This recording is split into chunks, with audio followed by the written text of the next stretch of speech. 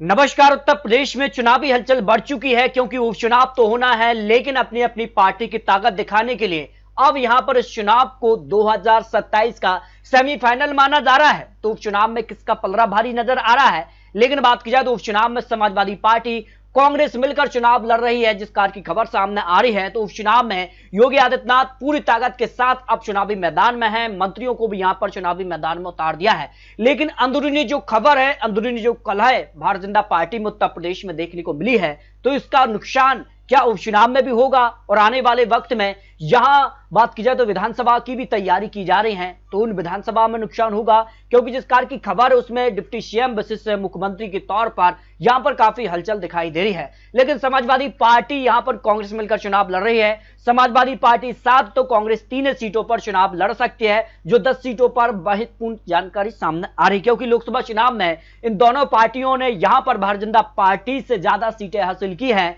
तो यहां पर समाजवादी पार्टी सबसे बड़ी पार्टी उत्तर प्रदेश में बनी और समाजवादी पार्टी की साइकिल को कांग्रेस ने अपने हाथ से धक्का दिया है। तो इसके बाद क्या कुछ आंकड़ा बनेगा, क्या 2027 तक उत्तर प्रदेश में काफी बदलाव देखने को मिलेगा, इसको लेकर महत्वपूर्ण आंकड़े और उपचुनाव को अग्नि परीक्षा की तरह क्यों देखा जा रहा है क्योंकि अपनी अपनी दाव और अपनी अपनी ताकत और अपनी अपनी पार्टी को और जिस कार से जनता किसके पक्ष में है, इन 10 सीटों के चुनावी नतीजे काफी हद तक तय करेंगे क्योंकि काफी नुकसान भारतीय जनता पार्टी को उत्तर प्रदेश में हुआ है। और उसके बाद यहां उपचुनाव भी होने जा रहे हैं।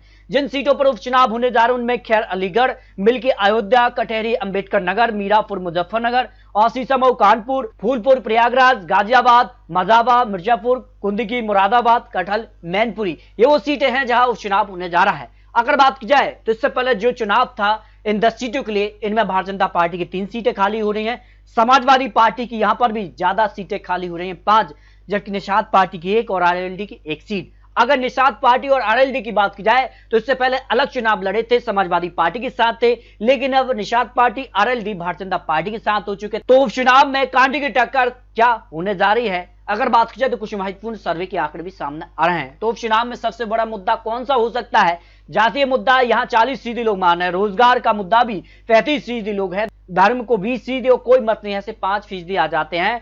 और यूपी में जाति का मुद्दा धर्म पर भारी पड़ेगा, इस पर हाँ कहने वाले 55% हैं, नहीं के तौर पर 40% और कोई मत नहीं है, सिर्फ 5% लोग आ जाते हैं।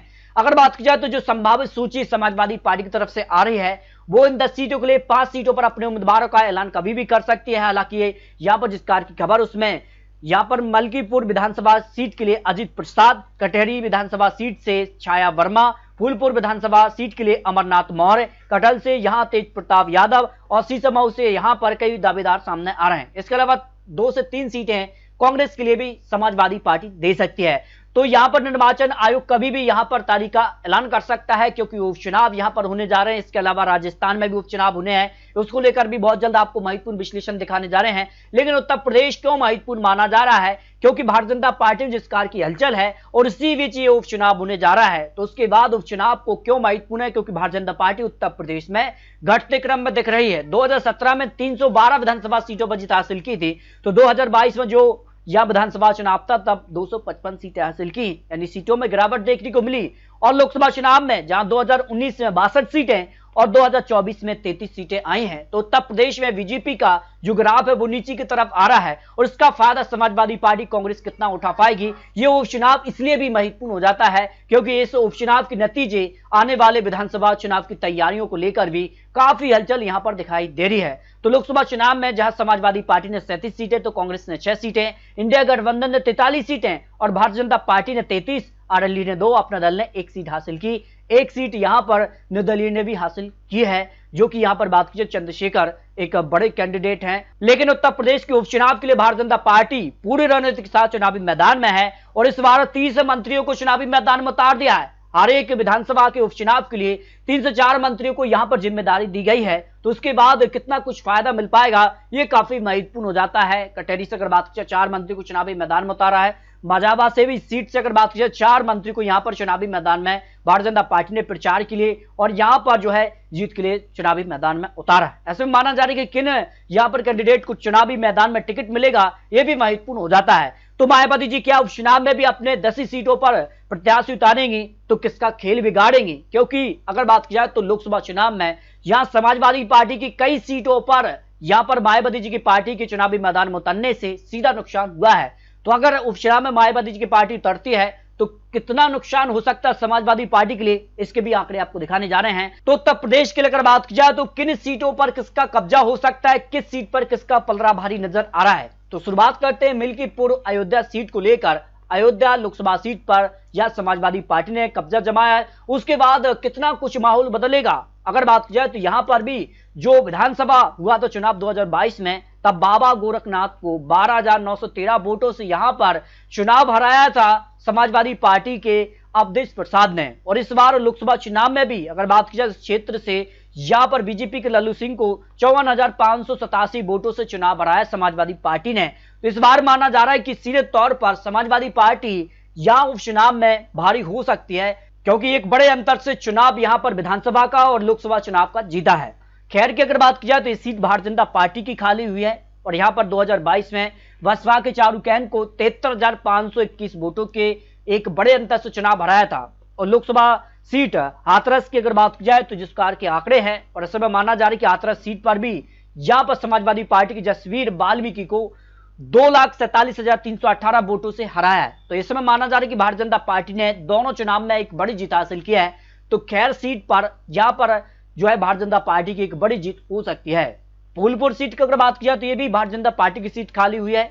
अगर बात की जाए तो यहां पर 2022 और 2024 में यहां पर समाजवादी पार्टी के अमरनाथ मौर्य को लोकसभा चुनाव हराया, जबकि समाजवादी पार्टी के मोहम्मद मुस्तफा को सिद्दीकी को यहां पर 2,732 वोटों से विधानसभा चुनाव भी हराया था। तो प्रवीण कुमार एक बड़े कैंडिडेट हैं, लेकिन अब बात की जा रही है तो इस सीट पर भी भारतीय जनता पार्टी यहां पर जीत हासिल कर सकती है, लेकिन यहां समाजवादी पार्टी यहां पर कड़ी टक्कर दे सकती है, जिस कार के आंकड़े सामने आ रहे हैं। मीरापुर की बात की जाए तो मीरापुर यहां पर चंदन चौहान आरएलडी की सीट खाली हुई है। आरएलडी इससे पहले विधानसभा चुनाव समाजवादी पार्टी के साथ मिलकर लड़ी है, लेकिन लोकसभा चुनाव में भारतीय जनता पार्टी के साथ हो गई है। तो ऐसे में माना जा रहा है कि आरएलडी ही इस सीट पर अपने प्रत्याशी का ऐलान करेगी।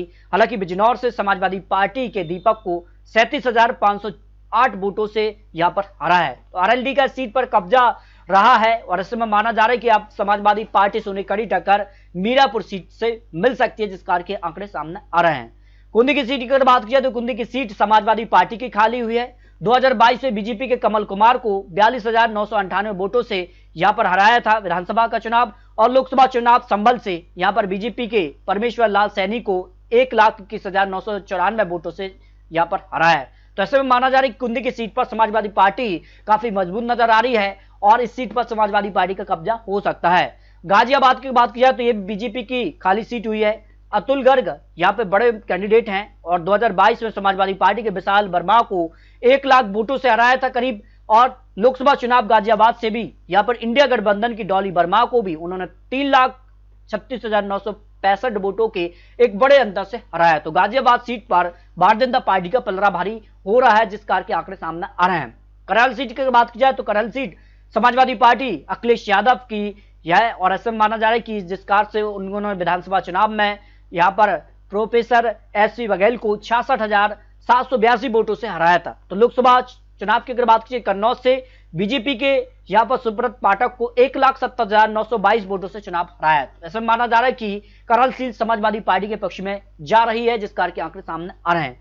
माजावन सीट की अगर बात की जाए विनोद कुमार बिंद निषाद पार्टी की सीट खाली हुई है। उन्होंने अगर बात की जाए तो विधानसभा चुनाव में समाजवादी पार्टी के रोहित शुक्ला को 33,587 वोटों से हराया था 2022 में। और 2024 में टीएमसी के ललित त्रिपाठी को 44,000 यहाँ पर 72 वोटों से चुनाव हराया। तो ऐसे माना जा रहा है कि इस सीट पर निषाद पार्टी का कब्जा हो सकता है, जो भारतीय जनता पार्टी गठबंधन में है, लेकिन समाजवादी पार्टी से कड़ी टक्कर मिल सकती है।